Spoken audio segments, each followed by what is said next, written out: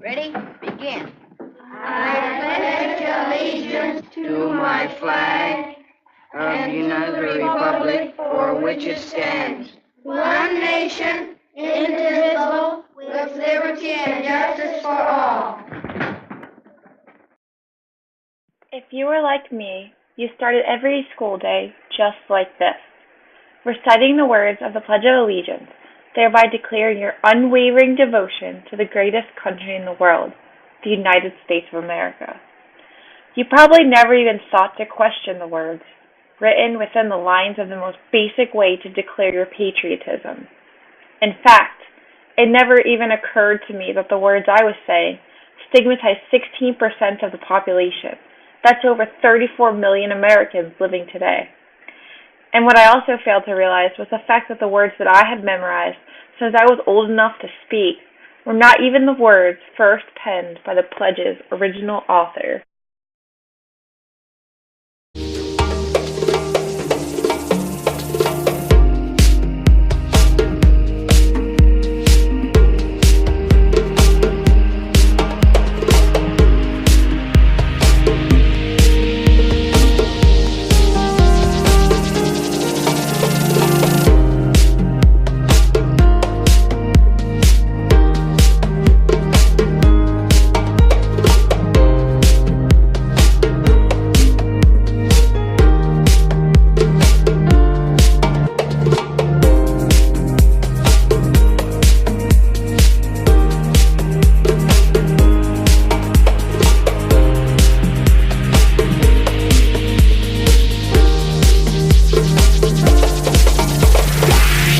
Sorry. I don't want to be an emperor.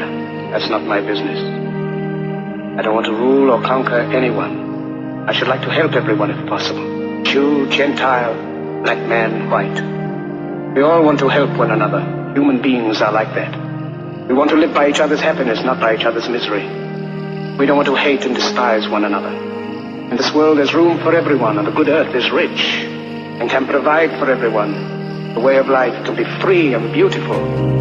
Millions of despairing men, women, and little children, victims of a system that makes men torture and imprison innocent people. To those who can hear me, I say, do not despair. The misery that is now upon us is but the passing of greed, the bitterness of men who fear the way of human progress. The hate of men will pass, and dictators die, and the power they took from the people will return to the people. And so long as men die, liberty will never perish. You are not machines, you are not cattle, you are men. You have the love of humanity in your hearts. You don't hate, only the unloved hate, the unloved and the unnatural. Soldiers, don't fight for slavery, fight for liberty.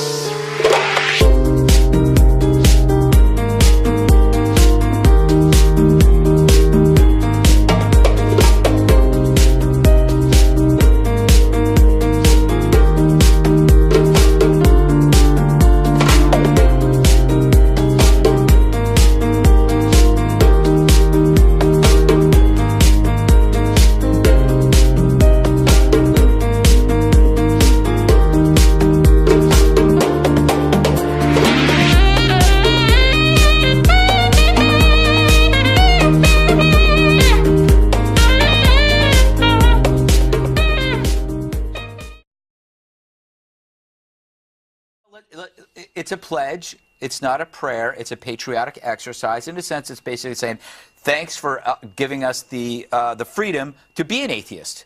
This is one of the countries where you don't get killed if you don't adhere to whatever belief system they're forcing down your throat, say in certain countries that we won't mention. Plus, if you don't believe, then why do you care? Yeah. It's just like some guy's name. But you know, the thing is, though, you have to understand, atheism is not an extreme idea. It's called faith, religious faith, for a reason, because you have faith. The only way you can have faith is if there is no faith to compare it to. So I understand that they are the minority here and they have to deal with these issues. But why should they be catered to? We're not Why saying, are they so special? What about that? I'm not saying you're saying that. I'm telling you that I find it offensive that a few people, and these children are pawns from their parents' political statements and beliefs to try and enforce it on everybody else and inflict their belief system. It's incredibly selfish. It's small-minded, and I don't think the court should cater to them. There is no good reason to do so.